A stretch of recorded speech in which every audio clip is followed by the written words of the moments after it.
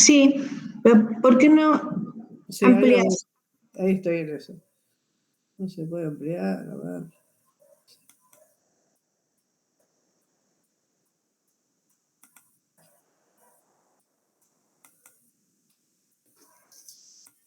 No sé por qué no puedo. Se paralizó. Solo el mío anda medio disca. No me responde, a ver. Detener la presentación, a ver. Voy otra vez.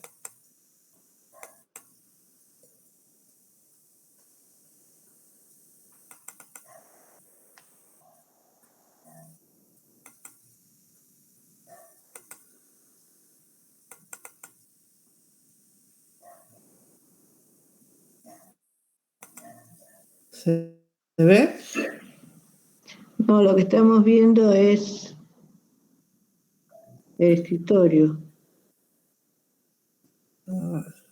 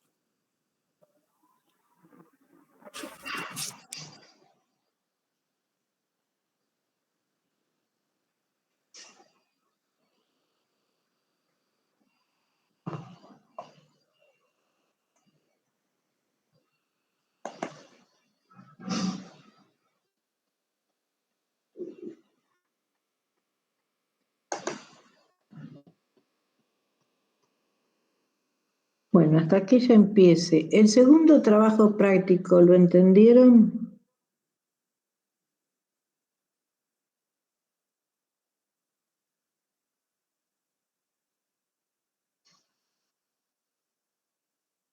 Bien.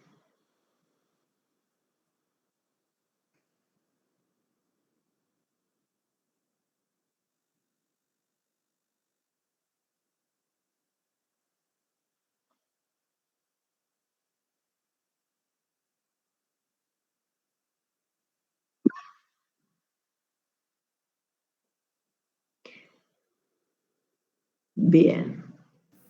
A mí me resultó también como medio complicado todo. También por eso mandé lo de los libros. Digo, por ahí me faltó leer información y por eso, a raíz de eso, mandé lo de los libros. En realidad es simple, pero bueno. La cuestión es esta. Ustedes tienen muy claro cuando tienen un elemento enfrente qué requerimientos tiene para el paciente desde el punto de vista motor.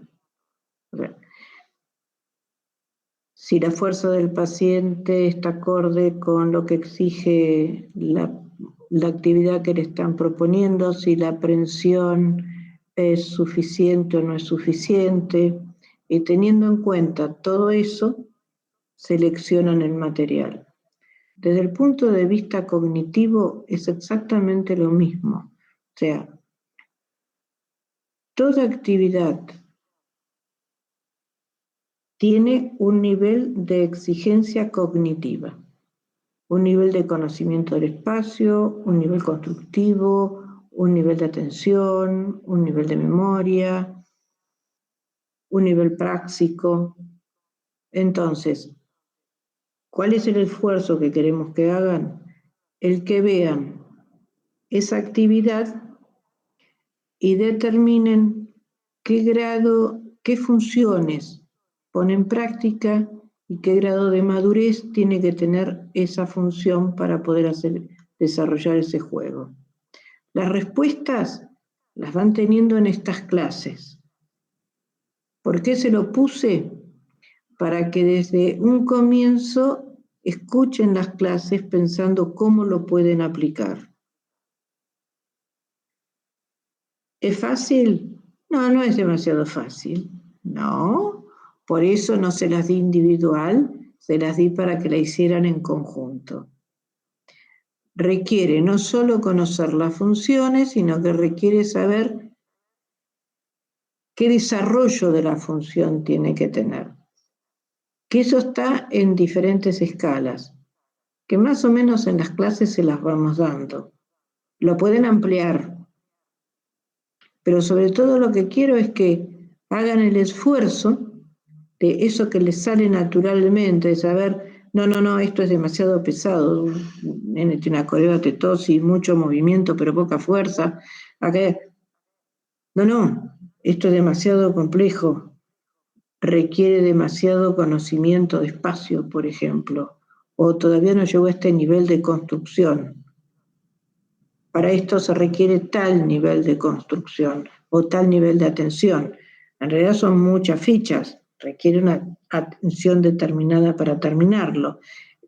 ¿A partir de qué edad lo va a tener más o menos? Ese es el esfuerzo que quiero que hagan. Si no, no les va a servir de nada la materia.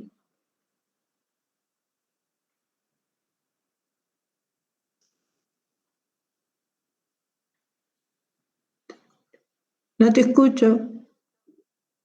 Otra vez se quedó muteada.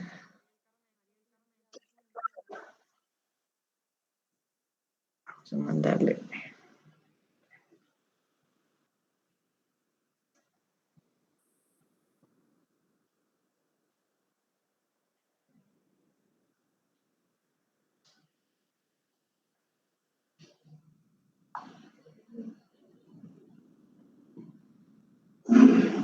Está muy compenetrada, no escucha. No va a leer acá.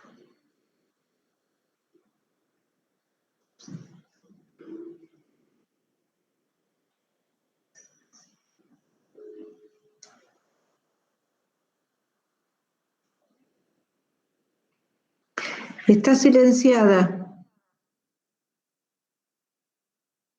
No escucho.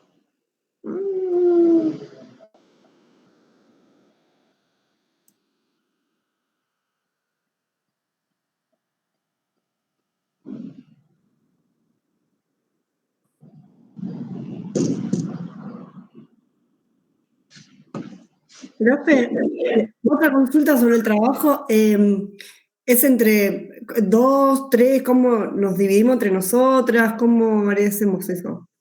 Lo discuten en la plataforma. Ok, genial. Una pone algo, la otra dice que bien o no, a mí me parece que no. Ah, listo. Ahí estás, bien. Ahí pongo. No sabíamos cómo llegar a vos. No sé. Ahí va. Bueno, esperen que voy a la diapositiva. ¿Me escuchan? Sí, Hola. sí. ¿Me escuchan y ven?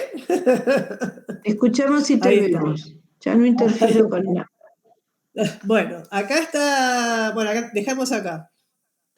Bueno, una cosa que quería aclarar, ¿viste? Con respecto también a la pregunta que hicieron antes, de que es difícil, sí. Neurocognición no es un tema fácil, ¿eh? Y no es que en 1 hora de clase o 2 horas de clase o 3 o 4 van a tener un conocimiento acabado de lo que es una especialización y de lo que es mucho tiempo de estudio y de comprensión.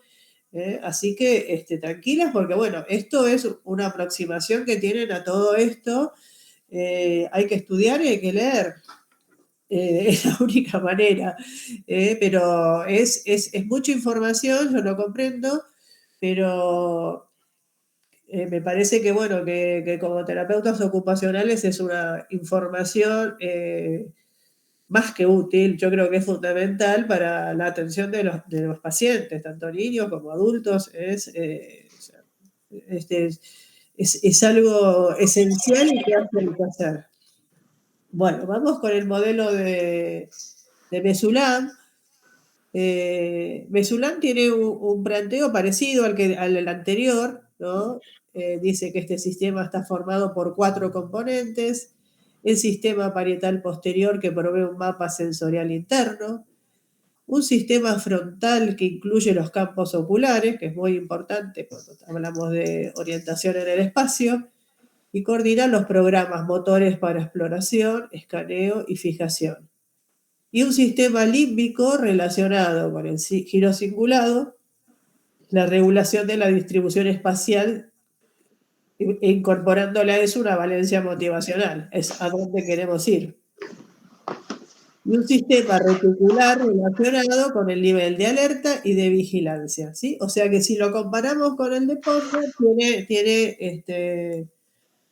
tiene muchas similaridades. Lo único es que Mesulam, lo que él se dedicó es a estudiar las alteraciones del espacio cuando están alterados algunos de estos componentes. ¿Cuáles son las manifestaciones que vemos? ¿Sí?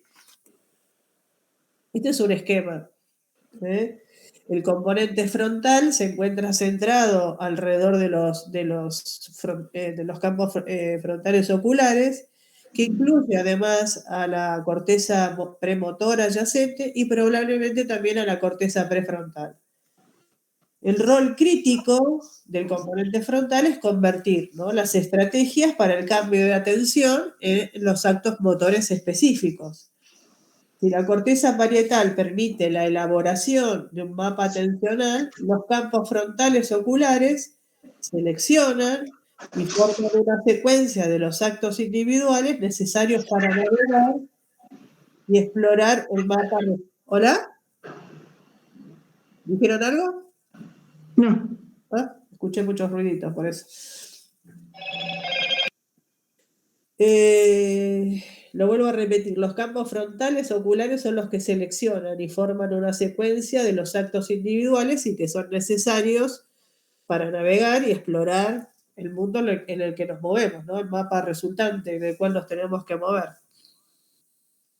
El componente del cíngulo tiene el papel menos comprendido, es como componente límbico de la red de la atención. El papel del giro singular sería identificar, ¿no?, esa relevancia motivacional de los eventos que son extrapersonales y sostener además el nivel de esfuerzo necesario para la ejecución de la tarea. O sea, cuando la tarea es de nuestro interés, ahí, ¿no?, interviene la motivación, es este componente límbico, es el que nos sostiene para terminar también la ejecución. O sea, es toda una red interconectada de todas las estructuras. Lo que estudió específicamente Mesulam es la negligencia unilateral, que se ubica más frecuentemente en la corteza parietal posterior, y este componente parietal posterior se encuentra centrado alrededor del círculo intraparietal.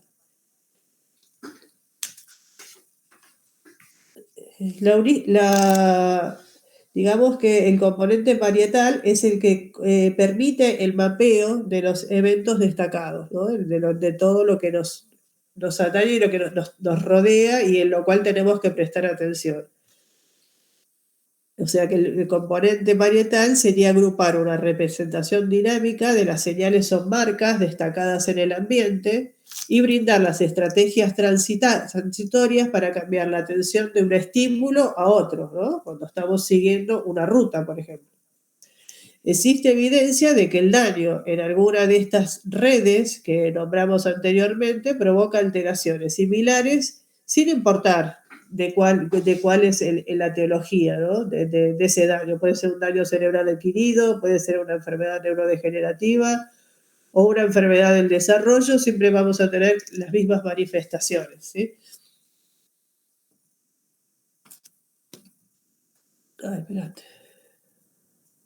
Yo estoy sin la presentación desde la... Ahí. Yo estaba... Ahí. ¿Ahora lo ven mejor? Bien.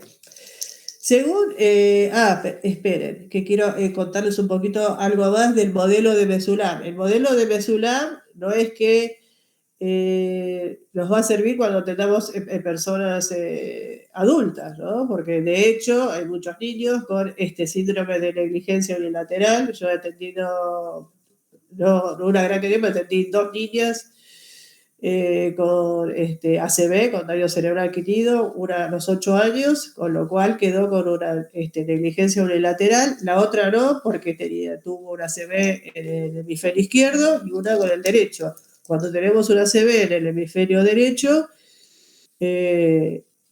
depende del grado de la lesión, nos podemos presentar con una negligencia unilateral. Todo eso lo vamos a ver ahora cuando veamos las alteraciones de la atención, ¿sí?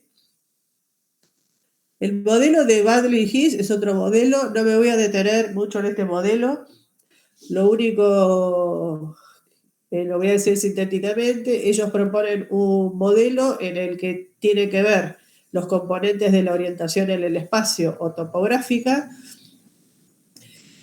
y ellos pueden diferenciar dos etapas, una centrada en el cuerpo y la otra requiere la integridad del esquema corporal, eso es lo que venimos repitiendo, y las relaciones de nuestro cuerpo con el espacio, eso acuerdan todos los autores.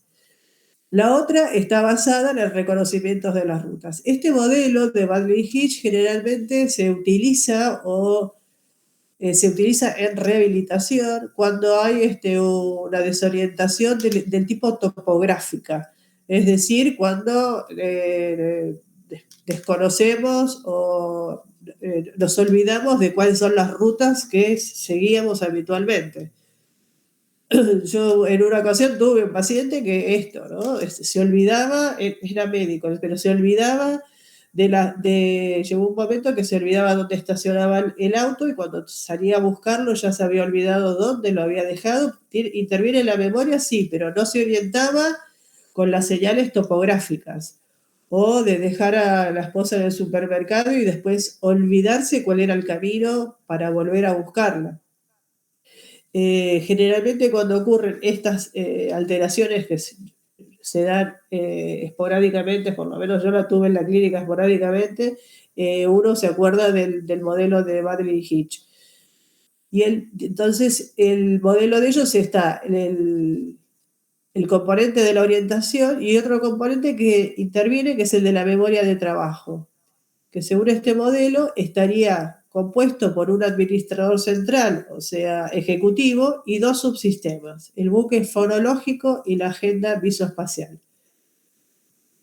Este sería el esquema de este modelo. Ahora les voy a explicar un poquito para que entiendan más o menos cómo funciona esto. El funcionamiento del loop visoespacial está asociado, estas son las regiones, las estructuras parieto-occipitales de los ambos hemisferios, sistema visual, y a la corteza asociativa, parietal y frontal del hemisferio derecho, sistema visual espacial. Digamos que orientarse en el espacio y manejarse en él implica una actividad compleja de codificación, organización y almacenamiento de toda la información que tiene que ver con el espacio que nos rodea y nuestro lugar dentro del mismo. O sea que intervienen ahí varias funciones neurocognitivas dentro de la atención, en la orientación y los tipos de memoria, ¿sí? Un ejemplo, por ejemplo, ¿cómo funciona este sistema? Supongan que estamos hablando por teléfono con un amigo, una amiga, para hacer una cita, no sé, para ir a jugar al tenis, ¿no? Entonces le dice la amiga que se van a ir a reunir en la misma cancha de tenis que se reunieron hace 2 meses. En el momento en que está entrando ese loop fonológico, se activa el loop visoespacial, el cual tenemos la representación mental de ese lugar donde ya fuimos y cómo es que nos vamos a mover y a orientarnos en el espacio para llegar a él. ¿Sí? Eso es simplemente como para que entiendan cómo funciona esa orientación en el espacio cuando se nos representa por algún estímulo fonológico. Cuando decimos, ¿te acordás cuando fuimos a la playa? Enseguida nos acordamos de ese lugar, cómo fuimos, dónde era. Así, ese es el modelo que presenta Baddeley-Hitch. Bueno, Los modelos, más o menos, espero que les haya cualquier cosa que no entiendan, me pueden mandar mail o lo que sea, o no sé, a través de María lo podemos atender, no hay ningún problema. La atención, como ya vimos hasta ahora, es un sistema más que relevante tanto para el procesamiento sensorial como el cognitivo, y su alteración impacta significativamente, en las demás funciones neurocognitivas. La lesión cerebral en la infancia generalmente es más difuso porque el cerebro todavía está desarrollándose y funciona en forma más global. En cambio, en los adultos se identifica más cuál es la dificultad o cuál es el síndrome que la acaece, porque ya está todo más focalizado. Dentro de las alteraciones de los sistemas atencionales tenemos el síndrome confusional, la agnosia temporoespacial, la negligencia atencional que vimos en el modelo de Mesulam, síndrome de Balit, la simultoagnosia, trastorno de déficit de atención e hiperactividad, que es el déficit, digamos, más relevante en la actualidad con los niños. Y el síndrome de mutismo asinético, que es el más grave. Dentro del síndrome confusional sabemos que es un trastorno cerebral que es de presentación súbita, curso fluctuante y de duración generalmente breve. Este tipo de síndrome confusional generalmente lo relatan los pacientes cuando vienen a hacerse alguna evaluación que les ha pasado en la calle alguna vez, 2 veces, ¿no? Y eso se lo comentan al neurólogo y empiezan ahí a hacer estudios para ver qué es lo que pasa. En general es un déficit en el tono atencional, ¿sí? En el estado de alerta, que queda como que claudica. Los pacientes que padecen este síndrome confusional frecuentemente se les puede observar desorientados, por ejemplo, están en la calle caminando y no saben dónde están, se les altera la memoria, no se acuerdan quiénes son, si por ahí le preguntás cómo te llamás, claudica, como que hay como un apagón por unos instantes. Y pueden presentar déficits cognitivos a niveles medio o moderado. El síndrome confusional lo pueden encontrar post-convulsión.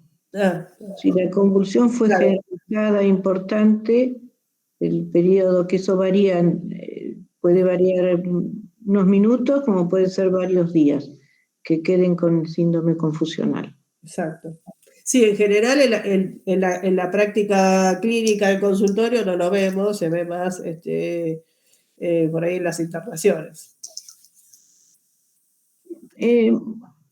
No sé, no es algo que yo lo vea mucho cuando claro. Te digo, primero que hay que acostumbrarse a ver convulsiones, o sea... Claro, sí. La parte de niños del Hospital Roca más de una vez. Sí, perdón, eso sí lo vi en el colegio, los chicos que... Y después en el colegio. Claro. A veces el nene tiene la convulsión a la noche, igual lo llevan al colegio al día siguiente, o lo llevan a las terapias al día siguiente.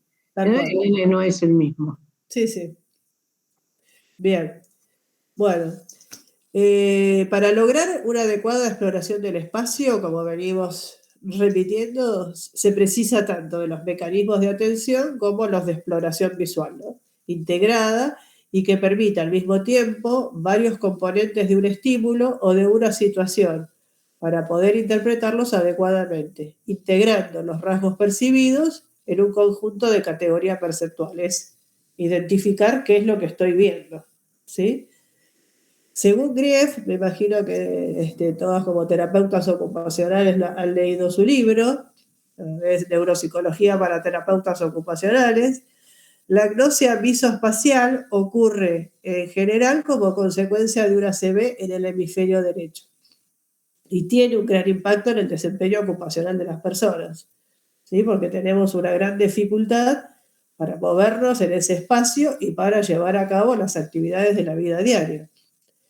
Se puede definir esta agnosia como una deficiencia global de la percepción visual, espacial y temporal también, que altera la interacción de las personas con los objetos y la estructura del entorno. Se les puede dificultar ponerse la ropa, se les puede dificultar poner una mesa, no encuentran los límites, se les caen las cosas, se chocan con los objetos, provoca una gran discapacidad. La negligencia atencional, que es la que hablaba Mesulab, también tiene que ver con el hemisferio derecho. La vemos en la clínica con los pacientes justamente con lesiones en ese lóbulo, ¿no? Cuando vienen pacientes con una ACV en el hemisferio derecho, enseguida activamos las evaluaciones para ver si presenta una negligencia atencional. En general, siempre algo de esta negligencia se manifiesta, porque en general a los pacientes con una hemiplejía o una hemiparesia izquierda tienen muchas más dificultades para integrar esa parte del cuerpo que cuando tienen una hemiplejía derecha. ¿Sí? Como están más atentos al movimiento del miembro derecho que el de izquierdo. El izquierdo como que tienden a ignorarlo más. La negligencia atencional indica una falla para responder o orientarse hacia un estímulo que se encuentra presente justo del lado contrario a la lesión. ¿Sí? Ven, en este esquema el paciente está con el brazo apoyado y el otro como que no lo ve, lo ignora completamente. Estas son las pruebas que se toman o la copia del reloj y demás para constatar que el paciente está con una negligencia atencional. Ahora les paso acá, este es un paciente que yo atendí hace 15 días, que me pareció muy relevante, porque es un paciente que vino con un diagnóstico de 65 años, que vino con un diagnóstico de deterioro cognitivo, de demencia. Cuando yo lo empiezo a evaluar con todo el protocolo de evaluación, veo que no tiene grandes dificultades ni de memoria, está orientado en el tiempo. Presentaba, cuando le empiezo a tomar el protocolo más visoespacial, en el test del reloj, es a la orden, o sea, cuando uno le dice que haga un reloj redondo, que le ponga todos los números, que le ponga las agujas en las 11 y 10, el resultado fue este. Este que está acá no salió bien el escaneo, porque acá en este reloj están las agujas en las 11 y 10, y lo que él copia es esto. O sea, tener una alteración visual espacial muy grande. Este es el test complejo de Rey, y lo que él logra copiar de ese dibujo es esto. O sea, no logra ver el todo. O sea, cuando yo le digo, ¿ves este dibujo? Sí, lo veo. Y bueno, copialo, y copia esto. Cuando uno lo ve en los libros y lo estudia, pero cuando uno lo ve en la clínica, es a veces muy impresionante ver cómo se manifiesta. Este síndrome de heminegligencia atencional también se da en la infancia, ¿sí? El esquema corporal en la infancia se desarrolla, en los seres humanos, se desarrolla sobre bases innatas. Y el esquema corporal y el espacio que lo circunda, que circula ese niño, ese bebé, se va organizando activamente durante el desarrollo. Para que el desarrollo del esquema corporal, el niño utiliza un activo dispositivo basado en las actividades atencionales. Según cuando este proceso se altera o no se realiza adecuadamente durante el desarrollo de un niño, durante el crecimiento, podemos encontrar dificultades en el aspecto visoespacial. Existen diferencias, o sea, no es lo mismo una heminegligencia del adulto que en un niño o en un bebé, para ver si este niño o este bebé está teniendo dificultades en el aspecto visoespacial. Por empezar, una es en los niños tiene indefinición todavía, en los muy pequeños, en la dominancia en la primera infancia. Otra de las cuestiones es que cuando nosotros detectamos que un adulto tiene una heminegligencia atencional, si no tiene dificultades motoras, pero lo estimulamos, él puede hacer los movimientos con el brazo y lograr empezar a integrarlo. O sea, presta atención cuando a uno le decimos que haga la actividad con ese mi cuerpo que ignora. En cambio, los niños con una hemiplegia presentan a menudo déficit funcional y no sabemos si no queda muy explicado por las deficiencias motoras, porque sí queda demostrado que ese niño no mueve ese brazo o no se chupa el dedo, pero es recién después de los 7 años, explica un neurólogo FEL que trabaja en la Universidad de Luján y que trabaja con este tipo de patologías, que recién entre los 7 y los 10 años el miembro afectado lo empiezan a usar más como soporte. Se ha comprobado que el desconocimiento del miembro afectado en un bebé pequeño no lo mira. Eso es lo que se comprueba. O que no llega nunca a chuparse el dedo de ese lado que está afectado. Sabemos que el diagnóstico temprano es fundamental dentro de los niños para el reconocimiento del esquema corporal, ¿no? ¿Por qué? Para que si ese niño no tiene una integración y una interiorización del reconocimiento de su esquema corporal, va a tener muchas dificultades, no solo en explorar el espacio, sino también en las demás funciones neurocognitivas. En la práctica clínica vemos que el reforzamiento de conductas, trabajar en el estímulo, en reforzar conductas que sean efectivas para su rehabilitación, vemos los efectos y tenemos que basarnos en la plasticidad neuronal, ¿no? Que contribuye en el resultado de una terapia neurorehabilitativa, aunque siempre está en correspondencia, obviamente, con el grado de lesión que tiene adquirido la persona. Otro de los síndromes es el síndrome de Balin, que obviamente fue descrito por el médico húngaro Rezo Balin. Se caracteriza por una retracción de la atención visual y es una incapacidad para percibir más de un objeto a la vez. Además, está la imposibilidad de dirigir voluntariamente la mirada a un objeto, y hay que descartar que tenga una dificultad ocular o una ataxia óptica o una incapacidad motora para alcanzar el objeto. En general, si uno le acerca, por ejemplo, un lápiz a un paciente, vemos que empieza como a manotear en el aire y lo que pasa es que tiene una retracción en la atención visual y no puede percibir el objeto. La simultagnosia deriva un poco del síndrome de Balin. La característica es que no logran ver el todo, o sea, un poco si se acuerdan de la evaluación que presenté antes, con la figura compleja de Rey. A ver, la figura compleja de Rey, ven que el paciente no logra ver el todo, ve una parte nada más. Acá. Ve una parte. Entonces los pacientes con esta patología presentan una fijación de la atención sobre un solo objeto o detalle de la escena, ignorando todos los demás estímulos, con excepción del que están mirando. ¿Sí? O sea, esto en los niños se puede detectar cuando empiezan a dibujar o empiezan a copiar.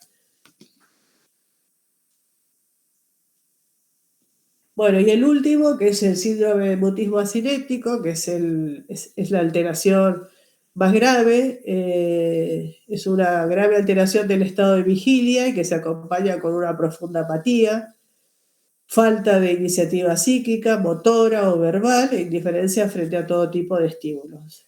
Los pacientes carecen de movimientos espontáneos y no responden a órdenes, a preguntas o a estímulos, y permanecen en silencio en forma permanente. Dentro del síndrome acinético hay dos tipos. Está el acinético anterior, que tiene que ver con la alteración o con infartos en la arteria cerebral anterior, tumores localizados en el tercer ventrículo y que afectan el giro cingulado y ambos hemisferios. El mutismo acinético posterior, creo que eso es el que tuvo, me parece, Cerati, está causado por un infarto mesencefálico que lesiona el sistema reticular activador ascendente e implica al tálamo, quedando inactivas las vías dopaminérgicas, ¿no? Bien. Bueno, la atención en la infancia. La atención en la infancia es una capacidad esencial, obviamente, para el desarrollo y funcionamiento neurocognitivo. Los niños con problemas atencionales presentan dificultades de aprendizaje, poseen una menor capacidad para almacenar la información y en consecuencia el desempeño académico se ve afectado.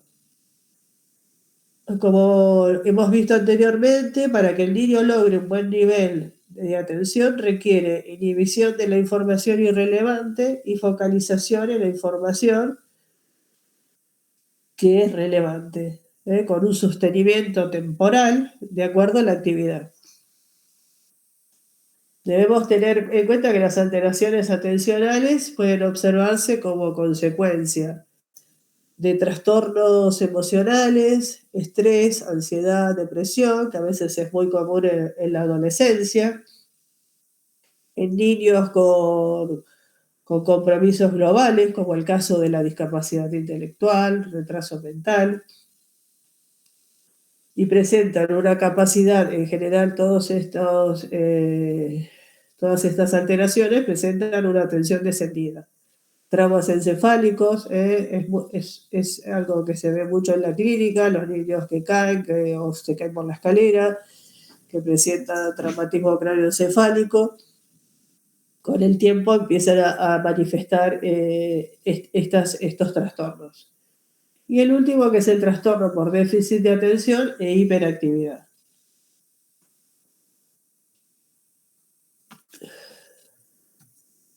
Bien, vamos al trastorno de déficit de atención e hiperactividad. Está caracterizado, ¿no?, por un patrón persistente de síntomas conductuales, de inatención, hiperactividad e impulsividad, y se puede presentar en niños y adultos en 3 tipos básicos. Está el subtipo inatento y desorganizado, que implica dificultades en la atención sostenida, ¿no?, esto que hablábamos de atención sostenida en el tiempo, y en la organización y planificación.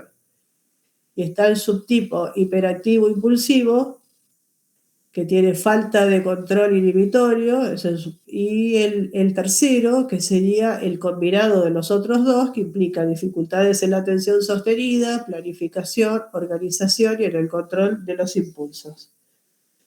Digamos que en el ámbito escolar, con las actividades de aprendizaje, académicos, deportivos, sociales, representa, digamos que es el lugar donde se generan el mayor número de situaciones socialmente problemáticas durante la infancia y la adolescencia, ¿no? ¿Por qué? Porque si pensamos que el objetivo de la escuela es favorecer los aprendizajes, hábitos de adaptación a normas, la construcción de disciplina, responsabilidad de las tareas, responsabilidad social, entonces no nos tendría que extrañar que sea el lugar donde realmente aparecen y se disparan y se expresan con más severidad los síndromes del trastorno de déficit de atención y hiperactividad.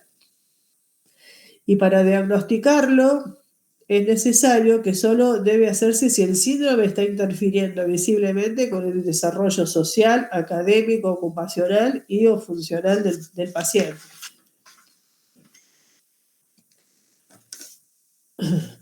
Bien, a estos tipos de niños se les escapan generalmente los detalles, les cuesta mantener la atención sostenida, obviamente, parece que no escucha, que no sigue las consignas, evita el esfuerzo mental sostenido, se pierden los materiales y es descuidado en las actividades diarias.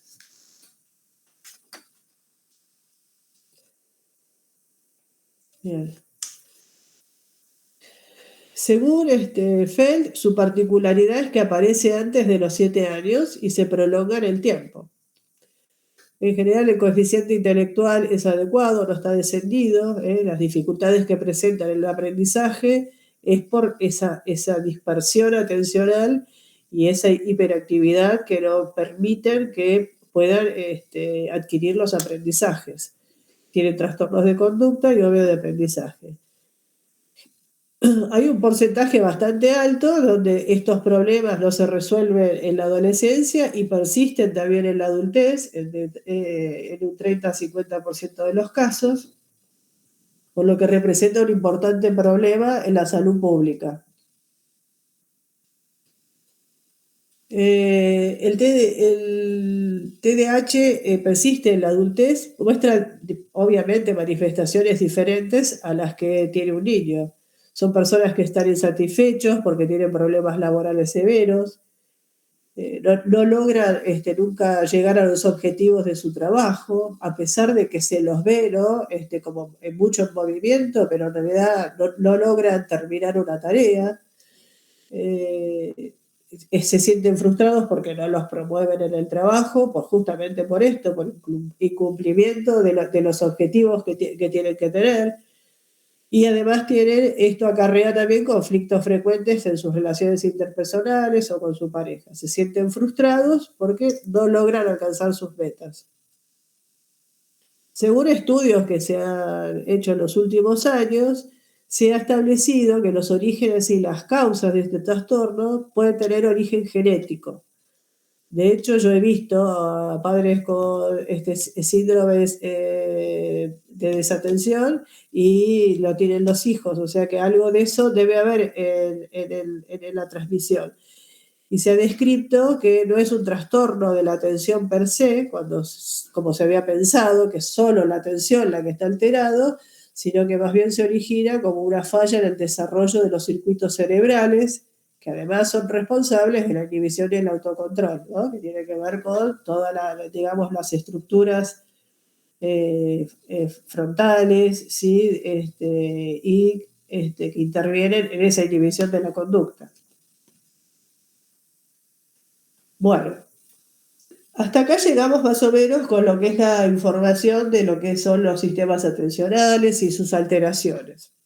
Y me gustaría un poco hablar de un tratamiento neurorehabilitador en terapia ocupacional basado en un modelo, es el que yo sigo, el modelo biopsicosocial y cultural.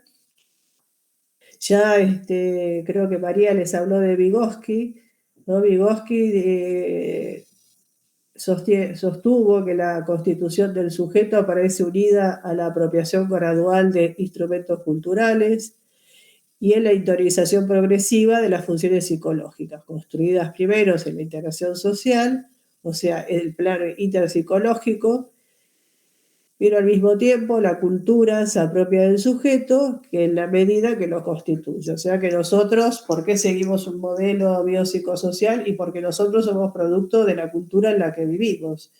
Entonces, cuando vamos a trabajar con un paciente en un tratamiento, es algo que tenemos que mirar a ese paciente como producto de esa cultura. No es lo mismo que yo trabaje con un paciente, como pasa actualmente, que uno tiene de otra cultura, inclusive Perú o países que nos circundan, uno tiene que escuchar y a veces para programar cuáles son, inclusive programar nuestro lenguaje para trabajar con ellos.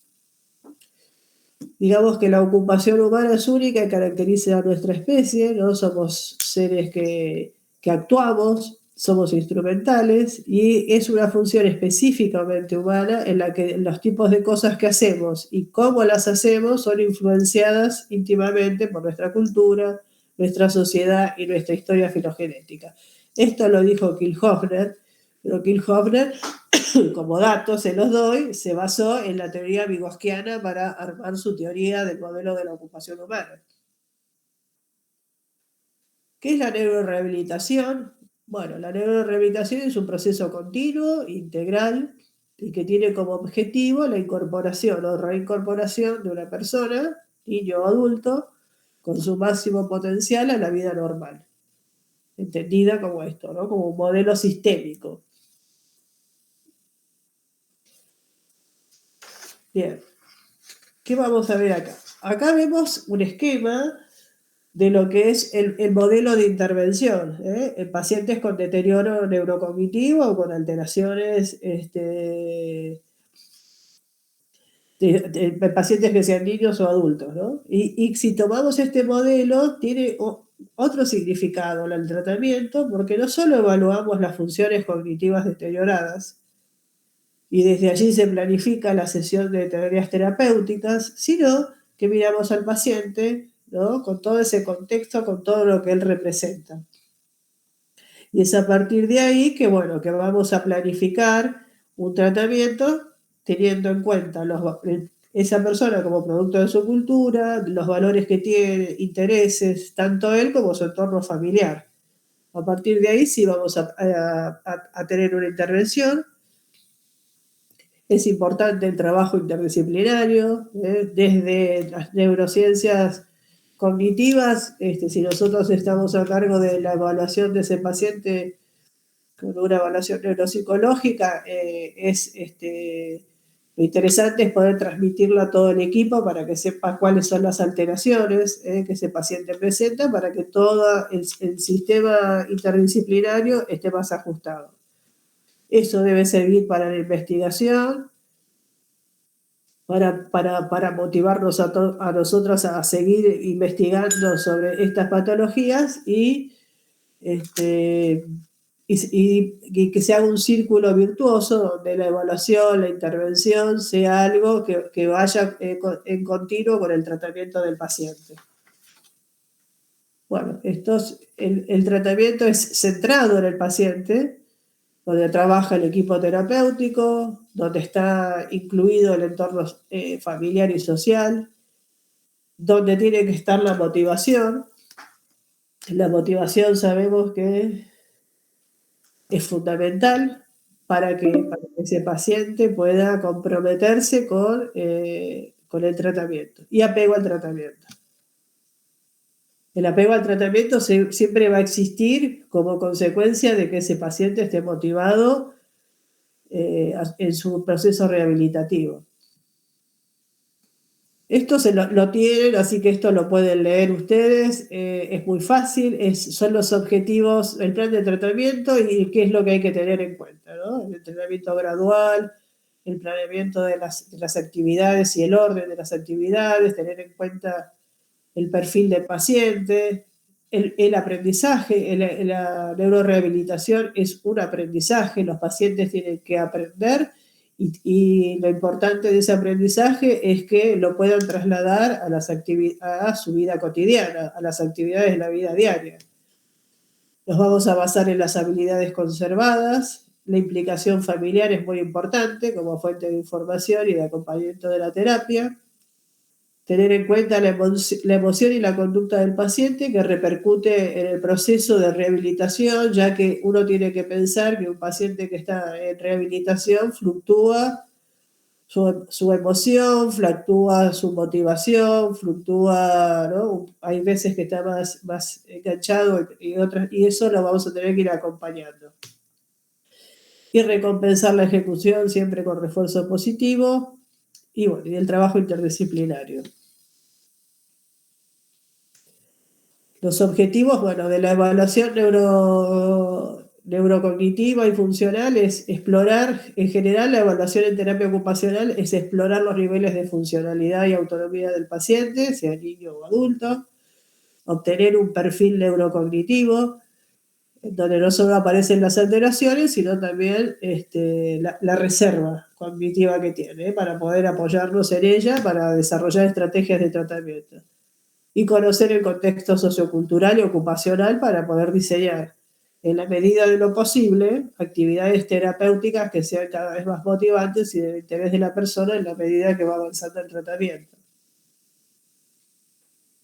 Bueno, esto son los pasos de un tratamiento, entrevista inicial con recopilación de material personal, eso es siempre esto, ¿no?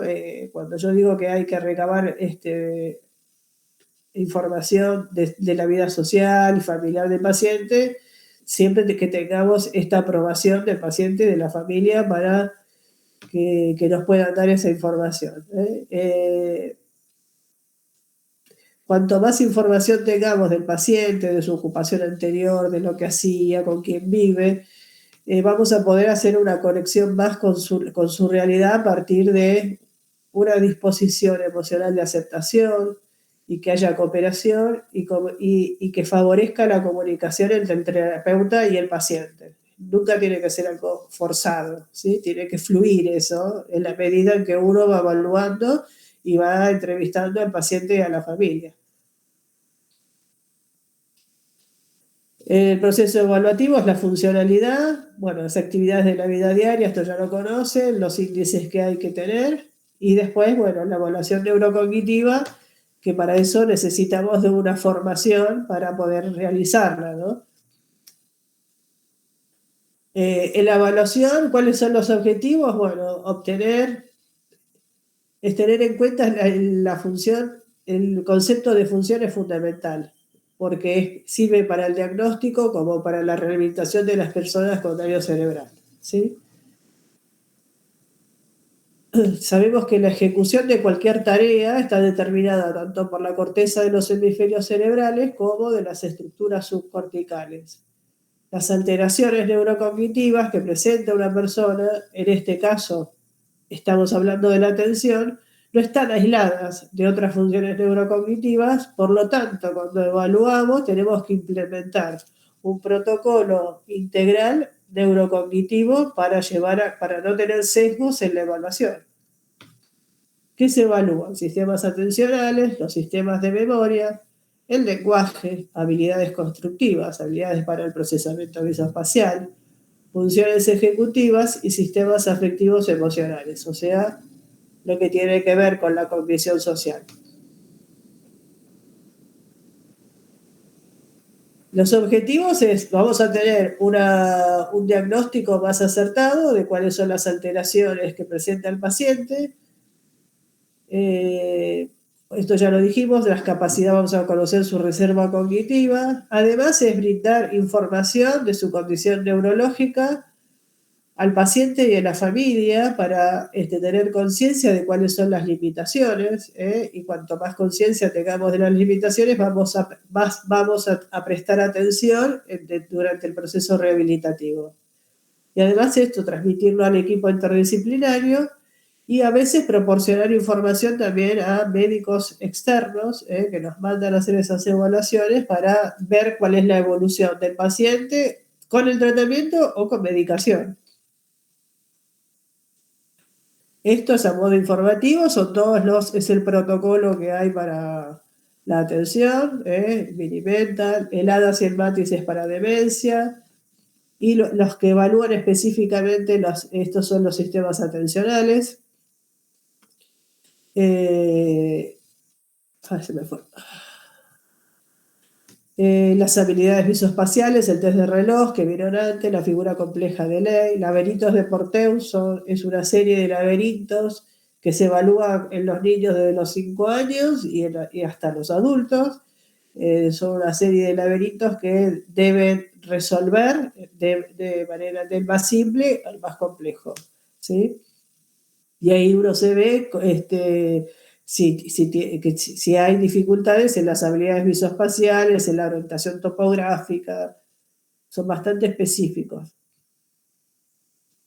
Funciones ejecutivas, sistemas de memoria, y después abajo, en letra negrita, están los índices que nos dan cuenta de cuál es el deterioro cognitivo que tiene el paciente como resultado de toda la batería que uno toma. Uno no es que toma todos los que les presento, uno va seleccionando algunos de los test. Si vemos que hay deficiencias en funciones ejecutivas, seguiremos ahondando, lo mismo que en lo atencional o en los sistemas de memoria. Los objetivos de la neurorehabilitación, obviamente esto es trasladado a todos los tratamientos, niños o adultos, son generales: aumentar la autonomía, favoreciendo siempre tener en cuenta la transferencia de los aprendizajes que el paciente va teniendo en consultorio. Rehabilitar o compensar las funciones neurocognitivas alteradas. Evitar con el aislamiento del entorno, cuando el paciente se siente con menos competencia, cuando se siente con menos, con más dependencia, ahí se empieza como el aislamiento del entorno. Ajustar las conductas al contexto sociocultural cuando éstas están desinhibidas. Generar sentimientos de control sobre el entorno y reducir la indefensión. Esto es generar más autoconciencia, ¿no?, de su cuerpo y del entorno en el que se mueve. Mejorar la tolerancia a la frustración y mejorar la calidad, con todo esto, del paciente y del entorno familiar. Como dije antes, estos objetivos son básicos y replicables en general a todos los pacientes que presenten alteraciones neurocognitivas al momento de ingreso de un tratamiento. Se está por cortar. Bueno, yo ya estoy terminando, lo pueden terminar de leer, cuando se corta, se corta. Una de las mayores dificultades que presenta la rehabilitación en pacientes con lesiones neurológicas es la disminución de la autoconciencia y de las competencias en la vida diaria. Con esto creo que después lo que tienen son cuáles son, tiene como un indicativo de cuáles son las actividades para trabajar con los sistemas atencionales. Con los distintos, atención ejecutiva, y el proceso rehabilitativo, como para que les quede cuál es el proceso que tiene: evaluación, intervención, resultados y volver a evaluar. Y el alta, que bueno, el alta hay pacientes que la logran definitivamente y pacientes que necesitan de descansos y de volver a ingresar en la terapia para seguir trabajando. Bueno. Nos reunimos 13 y 20. Ok. Listo. Un poquito. Listo. Ok. Muchas gracias.